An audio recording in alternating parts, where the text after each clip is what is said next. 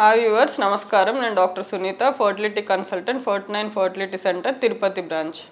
చాలామంది మనకి ఫర్టిలిటీ ట్రీట్మెంట్స్కి వచ్చే వాళ్ళకి ఉన్న డౌట్ ఏంటంటే, డాక్టర్ సజెస్ట్ చేసినా కూడా ఐవీఎఫ్కి మీకు వెళ్తే బెటర్ ఆప్షన్ ఉంటుంది అని చెప్పి అందరూ ఇంజెక్షన్స్ అంటే చాలా సైడ్ ఎఫెక్ట్స్ ఉంటాయి, దానివల్ల చాలా ప్రాబ్లమ్స్ ఉంటాయి అనే అపోహలో ట్రీట్మెంట్కి వెళ్ళడానికే భయపడతారనమాట.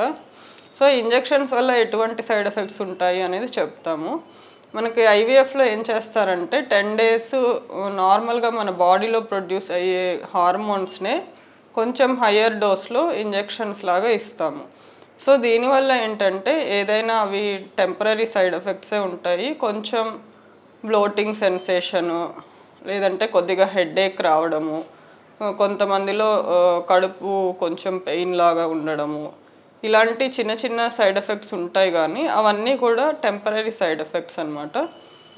సో దానికోసం భయపడి మీరు ట్రీట్మెంట్ గురించి ఆలోచించకుండా ఉంటే మీకు బెటర్ సక్సెస్ రేట్స్ వచ్చి బేబీతో వెళ్ళే అవకాశం అనేది ఉంటుంది. Thank you very much.